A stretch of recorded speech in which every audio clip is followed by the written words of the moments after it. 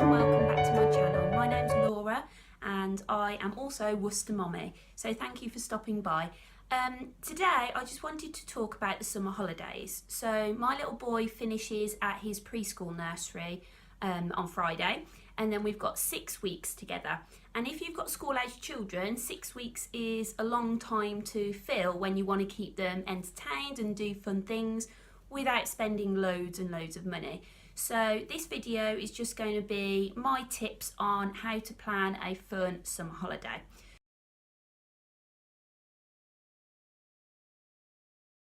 So step one is to get a notebook and to write down everything that you want to do over your holidays. Now what I've done is I've tried to make a list of things that we can do locally and things that we can do for free, and then also some day trips that will cost some money that we want to do. We also have a Merlin Pass and we have a National Trust membership. So both of those things we obviously have to pay for annually, and we can use those over the summer at no extra cost, if that makes sense. So I'm just going to talk you through my plan, and then I'm going to insert a video so you can see the next step. So the first thing I did was I thought about the parks. So in Worcester we're very lucky, we've got quite a lot of parks. So we go to our local park every week, but there's so many different ones. You go to a different park and it's like a little mini adventure. So I wrote them down: Gulvert Park, Countryside Centre, Cripplegate, Diglas, Fort Royal. So then we can visit all those different parks, a different one each week if we like, and then that's a bit more interesting than going to our local park all the time. The next thing I did was I wrote some local towns and cities that we could go to for a little day trip. So I've got Stratford and Birmingham. Stratford is one of my favourite places to go for the day, especially in the summer. It's really lovely on a sunny day. They have a butterfly farm if you haven't been. And you go and you walk through these kind of very warm, humid rooms, and the butterflies are flying around your head, and you get to see the caterpillars and the cocoons. I think they also have spiders and things. So the butterfly farm at Stratford's really good. They've also got the Mad Museum. The Mad Museum is a mechanical museum. So it's got loads of machines and gadgets and things in, where you can see marbles run through the different mazes, and it's really good. So if your kids are into technology and anything like that and science, they would really like that. My son liked it, but he was only probably 2.5 when we took him, so he looked at it, but he didn't really take much time to really get into how they were working or anything like that. But if you've got older children, especially school-aged children, then I think that's a really good one to do. But the good thing about Stratford is there's loads of free stuff to do. The park and the play area with the sand pit, which is the back of the butterfly park where the car park is, that is a really nice play area, and obviously doesn't cost anything. You've got the river going through, and there's always people in rowing boats and cruise boats, which you can just look at. You can take a picnic, and there's a big bandstand on that side of the river as well. And obviously it's a really nice town. You've got Shakespeare's birthplace if you've got older children. So lots and lots to do in Stratford. So we've definitely got a day in Stratford over the summer. Birmingham, our favourites are the Think Tank.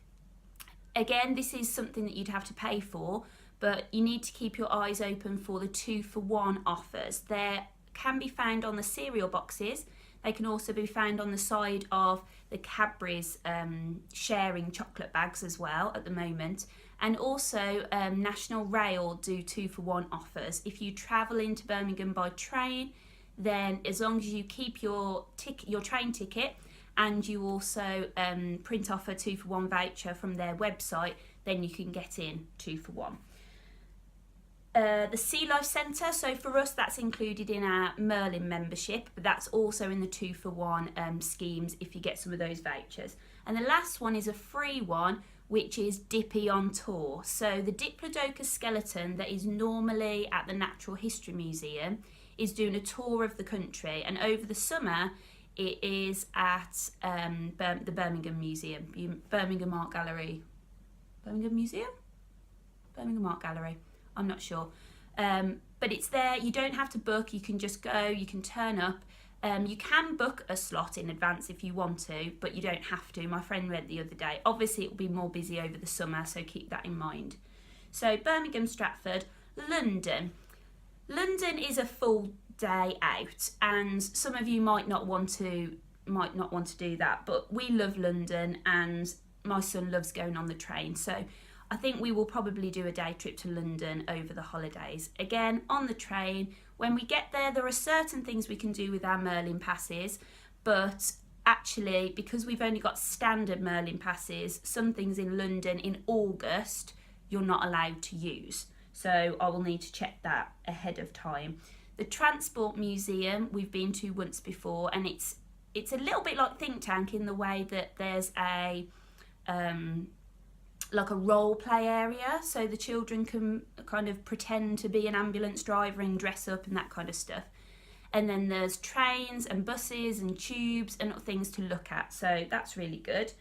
There's the Natural History Museum, which is my favourite museum in London, and again that's free entry, so that is you can pretty much fill a day in the Natural History Museum. We've been once and we just spent like 2 hours there and we didn't even touch the amount of stuff that there is there. At the moment, because Dippy is on tour, I think they've still got their blue whale in the entrance foyer, which is always really impressive when you go in. But then there's like a human evolution section, there's sections on animals, all sorts of stuff. There's a dinosaur section as well, which I think is pretty much all we got done last time we went with my son. So yeah, those are the kind of things that we're thinking about for London. So I've got kind of a list of local parks, a few big days out that I want to do. And next thing on my list is outings in and around Worcester. Some are free, some are not free. So the ones that you have to pay for are Top Barn, so it's free at the moment, but as soon as the summer holidays start you will have to pay to enter. But they've got goats, they've got sheep, they've got alpacas, horses, chickens, rabbits, guinea pigs, all that kind of stuff, and you walk around the farm. Sometimes they do like tractor tours over the holidays as well. So I think it would be a stretch to spend a whole day there, but definitely like a morning or an afternoon. There is a farm shop on site as well, which sell really nice fresh meat and vegetables as well. The second one is Little Owl Farm Park. Now my son had his birthday party there last year and we are big fans of it. Again, it's a paid entry. I think it's about £5 entry. And they've got lots to do. It's bigger than Top Barn and it's more aimed at like day trips and things. So there's an indoor soft play area, and then there's tractors and a sand pit in one barn. There's a demonstration barn. So the last time we went, we saw the sheep being sheared, and you can also feed the little piglets sometimes of the year. And then outside there's a big walk around where you can see lots of different animals, different kinds of birds, and the usual like cows and sheep. And also you can go on a tractor trail there as well, which I think runs quite regularly over the summer. In addition to all the animals, there's also a big bouncy, it's not a trampoline, it's like a bouncy pillow, if you know what I mean. So that is an extra thing, and then round the edge of that there's loads of picnic benches, so you can kind of sit, eat your picnic, and then send the children to go and bounce. Though bouncing straight after a picnic lunch might end in disaster, so do that at your own risk. Then the next one on my list is soft play. I actually hate soft play, I'm going to be honest, but you need some rainy day options, and if it's pouring down with rain you either stay at home or you need something like soft play to keep them amused. So my son is old enough now to go in by himself, but when he was little and I had to go in with him, I absolutely hated it. I mean, any parents out there will understand the horrors of soft play. You get hot, you get sweaty, you have to squeeze yourself through these tunnels and down slides that are made for small children. So I am not a fan of soft play. Saying that, if I have to go to soft play, I like to go to Little Acorns in Worcester because that's our favourite. And also, my main reason for liking is it's clean, because some of the soft plays are a bit grubby. Okay, next one on my list is the cinema. Again, another rainy day option. The cinema is, I used to love going to the cinema, but now I only go to cinema to see children's films. I did actually go with my husband last week, and we went to see Ocean's 8, but that's the first grown-up film I've seen at the cinema for like over a year. So the next one I'm going to see with my son is Incredibles 2, which is out at the start of the summer holidays. They also do, which is worth looking out for, if you're not from Worcester, this is kind of countrywide, they do mini mornings at View, and I'm not sure what they call them at Odeon, but they do the same kind of things. And over the summer holidays, they tend to play shorter films that are aimed for little children. So if you've got, say, a 2-year-old that you think they like to watch things, but they're not going to sit through a 2-hour film, the first time I took my son to the cinema was to a mini morning, and it was Thomas the Tank Engine, and it was an hour long. I think I had to take him out twice during that hour for either toilet or just to stretch his legs and kind of vent some energy. But he sat through it, and that was fine. I think at that age he would have struggled to sit through a whole film. He does now because we love Disney films in particular, but at that age, I think if you're starting and maybe you've never done a cinema trip with your child before, doing a mini morning, like hour-long one. They sometimes do Peppa Pig ones or Thomas the Tank Engine ones. That's what you need to look out for. The last thing on this list is swimming. So again, that could be a rainy day activity. Our favourite round here is Purderswell, but I also like to go to the Crystal Leisure Centre in Stourbridge because they've got slides. They've got 2 slides. My son is technically tall enough to go on both, but he hasn't been brave enough to go on the yellow one yet. Saying that, the yellow one, which if you know Stourbridge, is the one that goes outside of the building. I've been on my own recently, and I hadn't been on it since I was a kid, and I was sitting up, and then the sudden drop that it goes down pushed me backwards, and I ended up laying flat going around the rest of the slide. So when you get to the end, I was completely submerged underwater. So I found it a little bit traumatic, and I'm 32, so I'm not about to throw my 4-year-old down there. However, there are children that are braver and that would quite happily go down that slide. I'm not sure what the measurement is, but I know my son is tall enough for the big slide now, so it's probably maybe 1 meter 10 or something like that. But there's like a penguin on the wall where you can measure yourself. Then there's the green slide, which is a lot easier, and he just sits on my lap and we go down together, or sometimes he'll go on his own. So swimming, that's a really fun activity and doesn't cost very much. Right, the next few things on my list are things to do in and around Worcester that don't cost anything. So the first one is the Cob House. So the Cob House is a really good place because you've got a really good cafe that do cakes and lunches, breakfast. Over the holidays, they also have people come and do little craft mornings. So jumping clay and face painters, and there's a sand art lady as well. So they'll go and they'll put on little workshops for like an hour, and it costs like £2 if you want to do that. If you don't, then for free you can walk around to see the animals. They haven't got a lot of animals. They've got a couple of alpacas. I think they did have reindeer. I don't know if they have them all year round. Not that reindeers are only about at Christmas. That's me just being saft. So yeah, reindeers and pigs, a few different ones. And then there's a pond and picnic benches, and obviously you can get something at the cafe. So you can definitely spend a couple of hours there, and it hasn't got to cost you very much money. The next one is the Hive. So our library in Worcester, really good place to go with children. Again, they have little workshops and activities on over the holiday, so it's worth checking their Facebook page or their website to keep up to date with that. But even if there's nothing on, there's a cafe, there's a big kids children's book department, and there's little chairs where you can sit down and read them books. And my son loves, when you look out the window, you can see the train lines and see the trains go past. So it's always good to pop in the hive. The next one is the Worcester Stands Tall Giraffe Trail.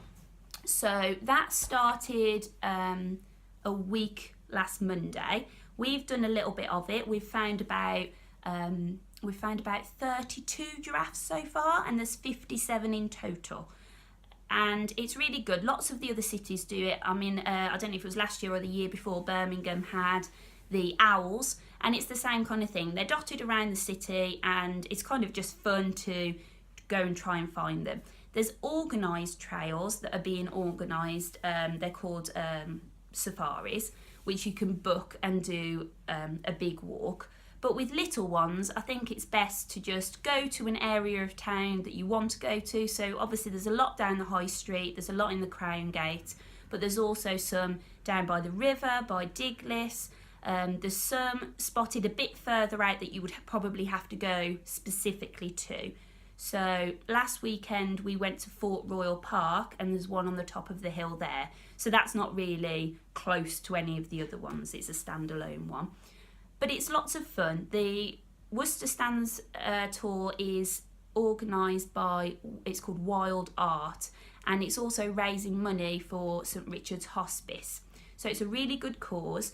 You can donate money directly to the hospice, obviously, or little donations you can make is by downloading the app, which is $1.99, and you can buy a map in town at the Guildhall for £1 as well. So those little bits of money also help raise money for a good cause. Two more places that are really good to visit is Churchfields, which is a farm, a dairy farm, and they have cows there obviously, and they make their own ice cream. The ice cream is amazing. If you're local, you've probably been, but they've got a play barn now, and they've recently had a new bouncy castle that says Churchfields on it. So it's a really good place to go. It's £2 to use the play barn. Again, they have little workshops on, so if you want to go and do some clay or some sand art, all those people will be there as well, and it's about £2 for each workshop. You've got the play barn, and then you've got the delicious ice cream. They also do breakfast and lunch and cake, so you can go any time of day and have some really good food. I always go and have ice cream, especially pistachio, or they do Ferrero Rocher ice cream. That's amazing. I love Ferrero Rocher. I've been eating Ferrero Rocher since I was about 7, and now they've turned it into ice cream, so that is exciting. So Churchfields is a really good place to go, and if you go at 3 o'clock, then you can see the cows going in for milking, so you'll be able to see the cows about that time. The last one on this list is Clive's Fruit Farm. So they are a pick your own farm. They have all sorts of things, strawberries, raspberries. You can go into the pick your own fields and fill the tubs and then just pay for your tub, or you can go into the farm shop and buy the stuff that's already being picked for you. Again, there's a little cafe, and there's just a couple of animals. I think they've got pigs and piglets and chickens and geese. So there's not a lot of animals there, but they've also got a playground. So, you know, if you do pick your own, go to the park, see the animals, and then farm shop and cafe. There are quite a few bits there, and you can easily fill, you know, a good couple of hours there. The last two on my list of things to do that are pretty much free are a little bit strange. One is the pet shop, and that's because you can go to the pet shop and your little ones can look at the rabbits and the guinea pigs and the fish and the lizards and the snakes, and it's free. It doesn't cost you anything, and we've got a pet shop quite close to us, and my son loves it. So if you've literally got an hour and you think, oh, I really want to just do something or pop out, or you've done the food shop and you think, oh, on the way back, let's do something for the kids, then popping in the pet shop is a free thing you can do, and the children will love it. And the second one is really random. Last weekend, we took my son to go outdoors. The one we went to is at, I think it's called the Who Industrial Estate. I'm not sure. It's in Kidderminster. We went because we are going to do some camping over the summer, so we needed a few things. But my son had a whale of a time. He loved it. He went in all of the tents. He tried them out. He was like, "Mommy, this tent's the best. Let's get this one." We've already got a tent, so we didn't need a tent. But he tried them all out. He tried out one that looked like a wigwam. He tried out ones that fit like 16 people. He tried out the little ones that are made for individual people. He really, really enjoyed it. So if you've got children that you think would enjoy trying out some tents, then go outdoors in Kidderminster. There you go. You're welcome. And the last thing is the Merlin Pass and National Trust. So obviously this isn't going to apply to everyone, so I'm just going to do a quick go through this list. So on Merlin days, I've put Alton Towers, Warwick Castle, Sea Life Centre, which are our 3 closest. So we'll definitely visit some of those over the holidays. And National Trust, Croom and Hanbury Hall are our closest. But when we go into different places, it's nice to try and find a few new ones. So we'll be doing that as well. So those are the ideas. Then step 2, I'm putting them on a spreadsheet. So keep watching.